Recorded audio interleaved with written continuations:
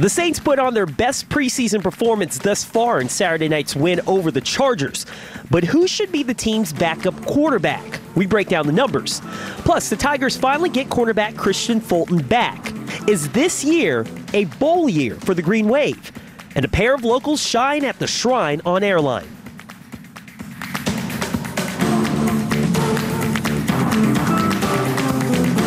The Saints wrap up a solid week of work in Southern California. What up? Welcome to 4th Down on 4. I'm Ricardo LeCompte. Quarterback Taysom Hill bounced back from a rough outing against the Cardinals with a great performance against the Chargers. And our poll question tonight, has Hill done enough to be the backup quarterback? Should he be the Saints' second-string signal caller? Yes, no, or still to be determined? Vote now in our live poll at wwltv.com/vote or on the WWL-TV 4 mobile app. The poll's just open, and we'll reveal the results at the end of the show. So the Saints wrapped up a solid week in SoCal with a big win Saturday night. Doug Mouton wraps up preseason game number 3 from Carson, California. The positives in the Southern California blowout begin with rookie first-rounder Marcus Davenport. On the field in an NFL game for the first time, Davenport made his presence felt early with this end-around stop. Honestly, I saw it and I was like, wait, they did the same thing in practice. And then I was like, oh, I was running. I was like, oh, no, he ain't going to give me this time. And then he cut up, and I was like, oh, no, you know. But I was able to, you know, get the tackles. It was cool. In roughly 15 snaps, Davenport had 3 tackles, a half a sack, a tackle for loss, and a quarterback hit. He was active. You know, I'm a really tough critic even for myself, so I say I did okay. I could have done some things better. Davenport was good, but Taysom Hill really stole the show, beginning with his run for a first down on a fake punt. I know that if we get the first down, we'll continue to call fakes. And so that was really my mindset. Can't say enough about him. Just his contributions to the team and his mindset, his work ethic, his, you know, unselfishness, just, you know, whatever he can do to help this team. It's fun to be able to go and add value. I think it creates some unique bonds. I got some great friends on the team, and being able to run down on kickoff and on punt return and punt and all that stuff is a ton of fun. Taysom Hill is breaking all kinds of new ground as a quarterback. In 3 preseason games now for the Saints, Hill has led the Saints in rushing all 3 times. Imagine the load that's on you as a quarterback, and then, you know, couple that with being a 4-core special teams guy. You know, there's a lot on that guy's plate, and he has handled it as well as anybody can handle it. And so I think that's why he's so well respected by the entire team, and I love being in the same room with the guy. Taysom Hill called Drew Brees a great mentor, and the other quarterback was pretty good too. Tom Savage was 7 of 10 for 99 yards. Both he and Tom did, I think, a pretty good job. Both of those guys, you know, have a little bit something to them, and I think we expected those guys to play better. Actually, by quarterback rating, Drew Brees had the worst night of the 3 Saints quarterbacks. He said he got over-aggressive and tried to force this ball on his early interception. But he also said shaking off the rust is a normal thing in the preseason. A little sluggish to start. Obviously, it took us a little while to get going, but nice to be able to punch one in there. I guess what was that, beginning of the second quarter. Could have gone longer, but you know, just at that stage where you're kind of chomping at the bit, ready to go. But you know, we had a plan in place that was, you know, to play a certain number of snaps. That was the number of snaps we played. It's, you know, it's just once you get in the flow of things, you know, you start having fun. Even in a 29-point win, it wasn't all good. The rushing defense early certainly wasn't. I think it's still a work in progress. I was disappointed early in the game, particularly with our linebacker play. But all in all, it was a solid effort. Rookie running back Boston Scott continues to look like a guy who belongs. And the other Marcus Williams turned in a pick-6. Cut by the Jets, a late addition, Williams might have given himself a chance to stick with one great play. And that really is what the preseason is all about. Reporting with the Saints in Carson, California, Doug Mouton, 4th Down on 4. The backup quarterback competition is a competition again. Tom Savage and Taysom Hill both performed well against the Chargers. Let's check out both signal callers' numbers through the first 3 preseason games. We'll start with Tom Savage. His numbers, efficient, 23 of 31, 222 yards. These numbers show Savage is an effective game manager. He won't lose you games putting these numbers up. Now let's show you Taysom Hill's stats through the first 3 preseason games. 26 of 32, 206 yards and a passing touchdown. But where Hill does his most damage is with his legs. 16 rushes for 130 yards and 2 rushing touchdowns. Taysom Hill's numbers a lot better than Tom Savage's. But another responsibility at the quarterback position is taking care of the football. Savage has just 1 fumble during the preseason, which he didn't lose. Meanwhile, Hill has 2 picks and 3 fumbles. 4 of his turnovers came in that second preseason game against the Cardinals. Again, the competition not quite over going into the final preseason game. Now for more analysis on last night's preseason game, let's send it back out to Doug in Carson, California. Joined by Nick Underhill, who of course covers the Saints for our partners at The Advocate. Look, the way Taysom Hill, 4 turnovers last week, the way he turned it around this week, and I know it wasn't perfect, but this was really a nice bounce back effort, wasn't it? I thought, yes, it was. And I thought the most impressive thing about it was things seemed slow for him. I think in the first 2 games, just watching, it seemed like everything was happening fast for him. His pocket presence wasn't good. He was staring down his receivers and just throwing the ball to his first read. Defenders were all over those guys. It just didn't look totally in sync. I thought today it looked a lot more in sync. His touchdown pass to Traquan Smith in between 2 defenders, his touchdown run, you watch his head. He goes all the way across the field. He was seeing things. He was making the right decisions. He looked poised, and that is a really big deal coming back from that game. 4 turnovers where I think a lot of people were looking at him, a young quarterback. Can he bounce back from that? And he did. And I think that was very important. And is it possible that run option could be something in the 2-point conversion that maybe you might bring him in the regular season to run some 2-point conversions? Because those 2 were terrific that he ran. I think Sean Payton would love to find a way to use him. Will it work during the season? If he comes out on the field, is it a huge tell and it just gets blown up? I don't know, but hey, he was asked it after the game today, and he didn't roll it out. So I know those guys, they're creative. You see a guy that big, that fast, that strong, you want to get him on the field somehow.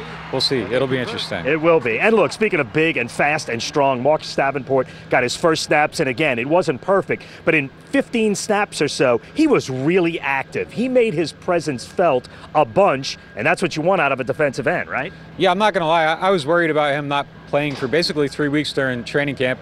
And after he gets drafted, everybody in the organization, top to bottom, the offensive lineman he was facing, everybody used that word raw, raw, raw. You're not practicing, that rawness isn't getting cooked away. So for him to come out here in the look just even serviceable, and he was much better than serviceable. He had 3 pressures. He looked really good in run defense. I think it was a big deal, and I think, after this performance, you're looking at him like, okay, maybe this guy will actually be ready to contribute and earn his snaps. Doesn't need to have 5-6 sacks during the season.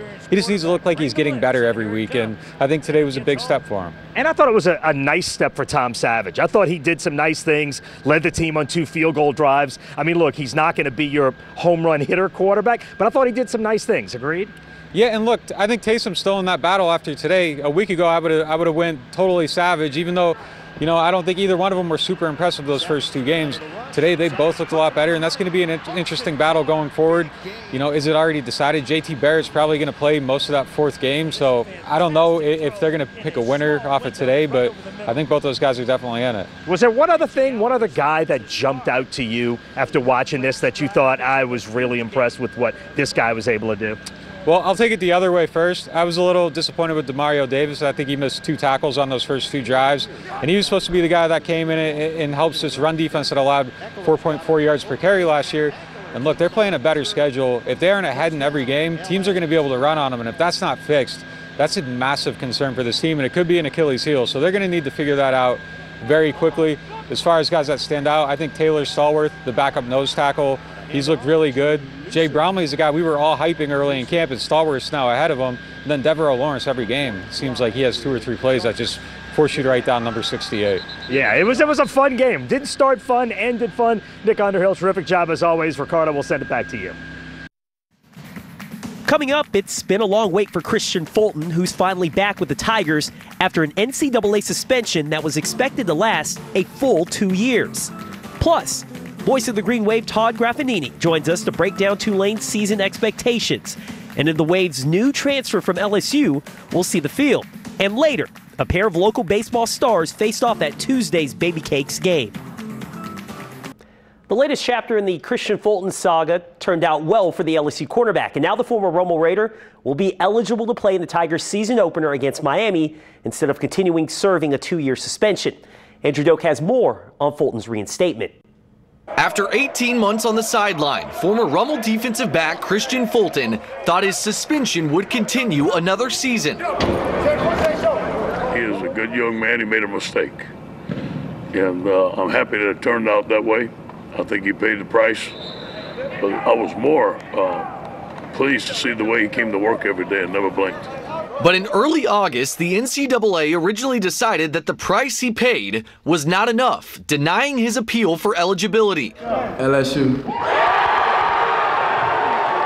Fulton was a 5-star recruit out of New Orleans. He was suspended for tampering, which carries a 2-year suspension after getting caught and admitting to cheating on a drug test. He substituted another person's urine for his own in a test conducted by the NCAA in February of 2017. And had it not been for LSU Athletic Director Joe Oliva and the Tigers' compliance staff, Fulton would be missing another season. LSU's original appeal was with the same NCAA committee that handed down the 2-year suspension, and they stuck to their guns.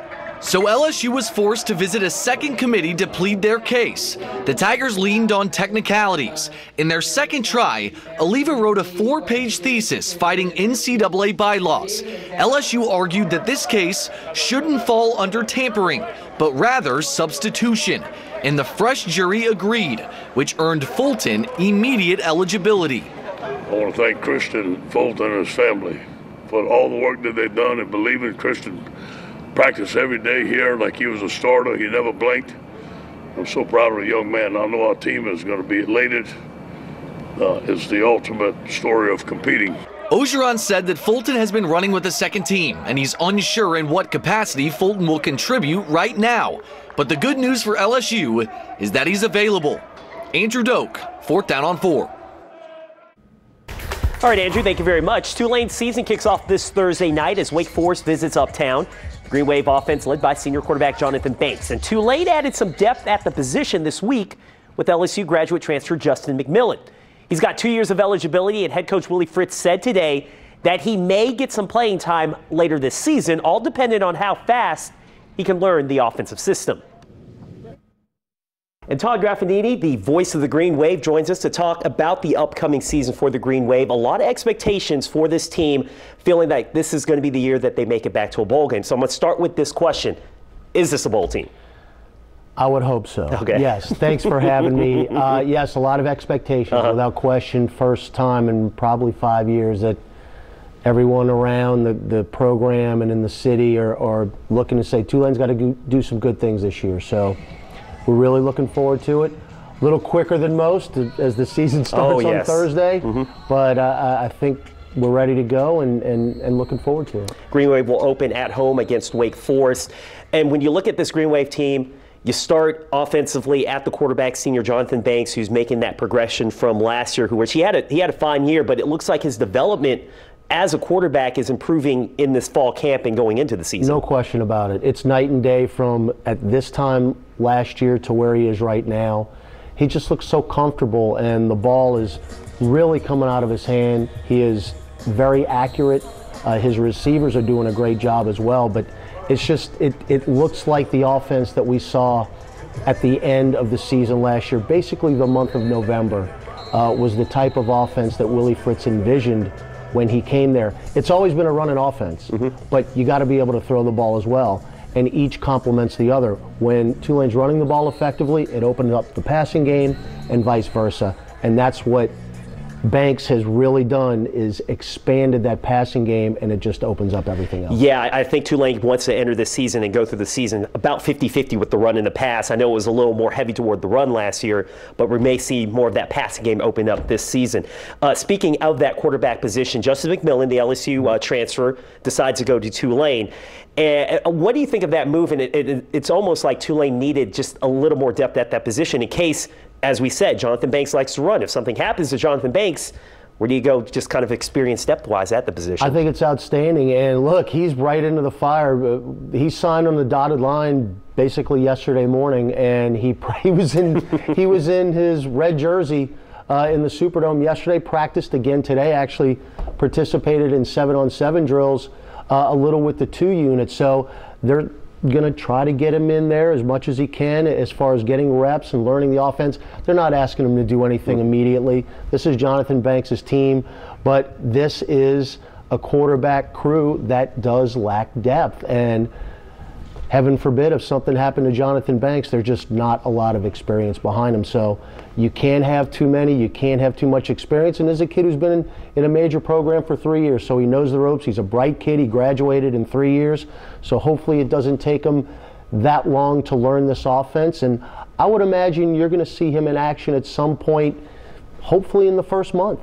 Yeah, just he has to learn the system first. Correct. But once he does, hey, why not throw it in and give him a little experience in that system that Willie Fritz runs? I wanted to save some time for this because hopefully Tulane has a special season this year, but 20 years ago they had one of their special seasons in program history going undefeated. You were a sideline reporter at that time. Share some of the memories of that team, and it's been 20 years, but I'm sure a lot of people, when you kind of look back at that they had a special thing going. It was the perfect storm. It really was when you're talking about a head coach in Tommy Bowden, an offensive coordinator in Rich Rodriguez who was so far ahead of his time, and the perfect quarterback to run that system. It all came together in one season, and I'll never forget it. No one who is associated with Tulane will ever forget it. It never happened. Yeah. Never happened before. 12-0 never happened. It's very difficult to do. And I'm honored and just privileged to have been a part of it. Todd, appreciate your insight on Tulane and that 98 special. And speaking of, we look back at that 98 team, and the special we'll have Wednesday night at 6:30. That will air on WUPL. More 4th Down on 4 after this.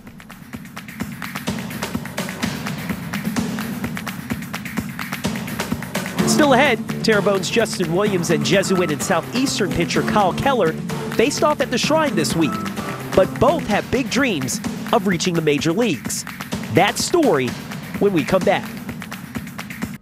It can be a long road to the big leagues. For Metairies Kyle Keller and Homa's Justin Williams, their paths to the big show intersected at the Shrine on Airline this week.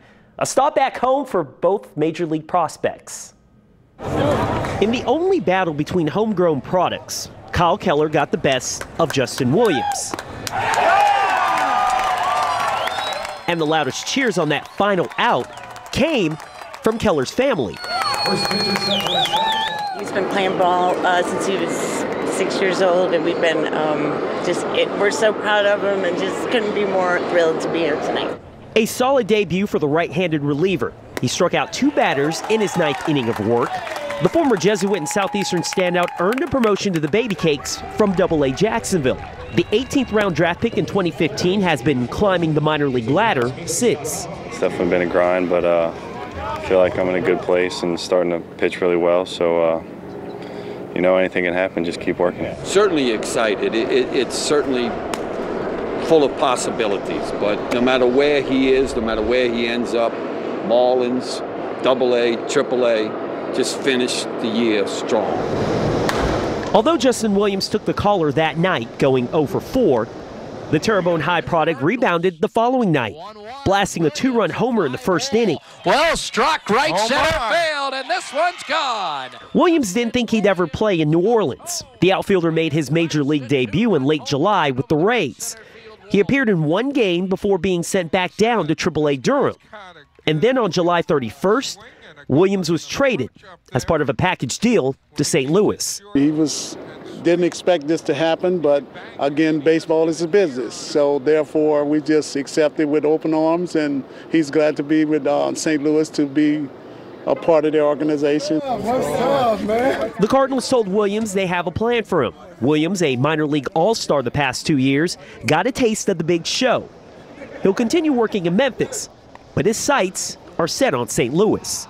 It's like a lot of pressure on me, and it's kind of like a sigh of relief, but definitely motivation as well, because I'm trying to do everything in my power to get back there.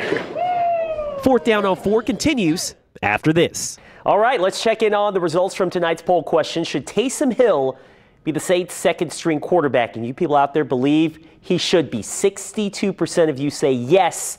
Just 10% saying he shouldn't be the second-string quarterback. 28% of you feeling the battle is still to be determined with Tom Savage. Thanks for joining us on 4th Down on 4. For Doug Mouton, Andrew Doak, producer Danny Rockwell, photographer Adam Ney, and the rest of the Eyewitness Sports team, I'm Ricardo LeCompte. Have a good night.